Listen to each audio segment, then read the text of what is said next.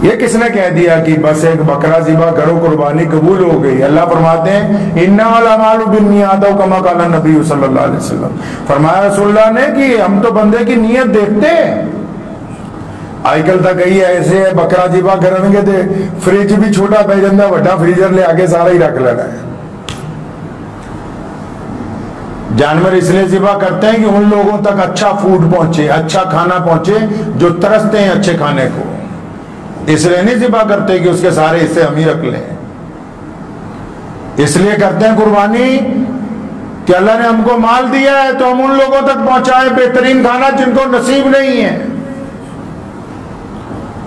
कुर्बानी का फलसफा यही है कि हम मैं करना छोड़ दें। हमारे अंदर जो तकब्बुर है इसको भी ज़िबा करना है।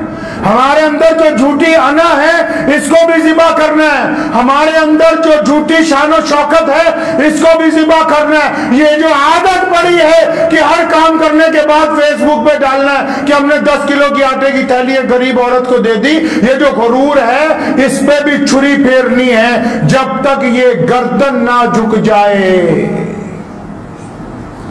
पढ़े कुरान पाक, फरमाया इब्राहिम और इस्माइल ने अपनी गर्दनें झुका दी अपने रब के आगे। एक गर्दन ने जरा धौन च सरिया फसिया हुआ है कि मैं तो 20 बकरे कुर्बानियां करनी है, 25 करनी है, लोगों को पता होना चाहिए, वो कुर्बानी नहीं होनी। कुर्बानी तब होगी जब आप अपने से गरीब के साथ झुककर मिलेंगे, जब आप अपनी आवाज को अपने माँ बाप की आवाज से नीची रखेंगे। यह किसने समझा दिया कि सिर्फ जानवर कुर्बान करने से बकरा ईद का मकसद पूरा हो जाएगा? अपनी आना को, अपने तकब्बुर को, अपने गुरूर को, अपनी झूठी शान और शौकत को, अपनी दौलत को, अपनी इन बेहया आंखों को, इस बदतमीज जुबान को जब तक आप लगाम नहीं डालेंगे, जब तक इसको अल्लाह के रास्ते के अंदर कुर्बान नहीं करेंगे, जितने मर्जी बड़े जानवर कुर्बान कर लीजिए, कोई कुर्बानी कबूल नहीं। अक्सर मैं कहा करता हूं अपने दोस्तों को कि लोग कहते हैं नमाज के लिए वजू जरूरी है, नमाज के लिए वजू जरूरी है और नमाज के लिए किबले की तरफ मुंह होना जरूरी है। कहते नमाज के लिए इमाम भी बहुत जरूरी है। तो अगर नमाज के लिए ये चीजें जरूरी हैं तो नमाज के लिए माँ बाप की इताअत भी जरूरी है। नमाज के लिए बीवी के साथ रजामंदी भी जरूरी है। नमाज के लिए भूखे पड़ोसी के घर में खाना पहुंचाना भी जरूरी है। ये किसने फलसफा सिखा दिया कि लोगों के दिलों को तकलीफ पहुंचाओ, बोला हम कुर्बानी कर रहे हैं? ये जुबान कुर्बान नहीं होती जो चुप हो जाए दूसरों के दिल को तकलीफ पहुंचाने से। कौन सी कुर्बानी?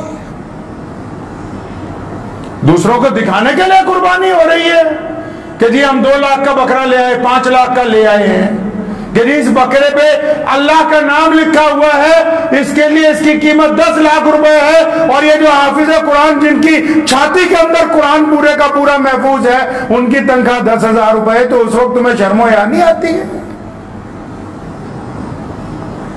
कौन सा फलसफे पे चलना चाहते हो? दीन में कोई जगह नहीं नमाइश की, दीन में कोई जगह नहीं गुरूर की, दीन में कोई जगह नहीं तकब्बुर की, दीन के अंदर कोई जगह नहीं बेहयाई की। दीन के अंदर सरापा अल्लाह तबारक व तआला की इताअत है, मोहम्मद रसूलुल्लाह का कहना मानना है। जो बंदा दीन के अंदर सरकशी करना चाहता है वो दीन में इज्जत पा नहीं सकता है। इसलिए 2 लफ्जों में कुर्बानी के फलसफे को समझ लें। मुझे बहुत सारे लोगों ने कहा कि ये बता देना कौन सा जानवर करे कौन सा ना करे, कौन से जानवर में कितने ऐब हो जाएगी कि कौन से जानवरों में कितने हो नहीं होगी। तो मैंने उन्हें मोहब्बत से कहा, मैं कहा इस पे तो सारी दुनिया ही बात कर रही है। सुबह शाम फोन ही इसी बात के आ रहे हैं कि जी कान कटा हुआ है, पैर पे निशान है, कुर्बानी होगी नहीं होगी। जो दिल के अंदर गुरूर और तकब्बुर भरा हुआ है जरा इसके ऊपर भी थोड़ी सी गुफ्तगू हो जाए। जानवर का तो फलसफा सीधा सा है, जो आपके दिल को भा जाए, आपका दिल कहे कि ये आला चीज है तो वो बेहतर है, जायज है। जब आपका दिल नहीं मानता तो बस जायज नहीं, वो तो 2 लफ्ज़ मामला है। तो इसलिए अपने दिल को ताबे करें अल्लाह और उसके रसूल के। इब्राहिम अलैहिस्सलाम ने सिखाया कि देखो मैंने अल्लाह से दोस्ती की, मेरे रब ने ख्वाब में कहा कि इब्राहिम बेटा कुर्बान करो। बेटे को कहा, बेटा भी कहता अब्बू जी जैसा आपका रब चाहता है मैं भी वही करूंगा। बीवी को शैतान ने जाके कहा तेरे बेटे को कुर्बान कर देगा जो एक ही औलाद है और सालों के बाद मिली है। कहने खबरदार, मेरा रब अगर ये चाहता है तो मैं अपने खामिद के साथ।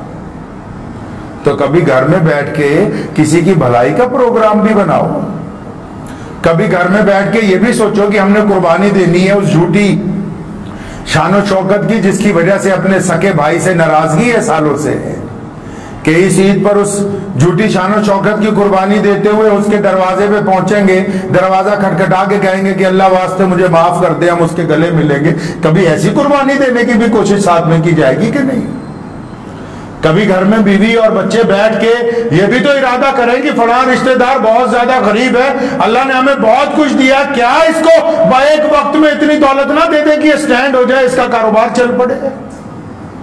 क्या घर में बैठ के कभी कैसा इरादा नहीं होगा कि मेरा पड़ोसी बड़ा परेशान हाल है, इसके घर दुखों से भरा हुआ है और अल्लाह ने हमें बड़ी रहमतों से नवाजा है कि हम अपने पड़ोसी की मदद के लिए हाथ नहीं बढ़ाएंगे।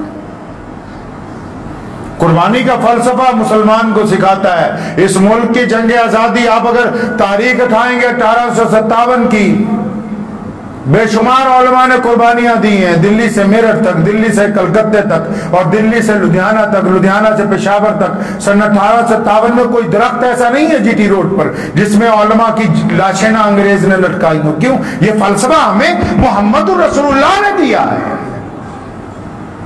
ये फलसफा हमें हमारे दीन ने दिया है कि हम कुर्बानी देंगे, अपनी अना की भी देंगे, अपने मुल्क के लिए भी कुर्बानी देंगे, अपने समाज के लिए भी देंगे, अपने भाइयों के लिए भी देंगे, अपने पड़ोसियों के लिए भी देंगे। ये जज्बा तभी तो है, ये मोहम्मद रसूलुल्लाह ने ये इतनी बड़ी ईद कुर्बान बनाई इसीलिए है।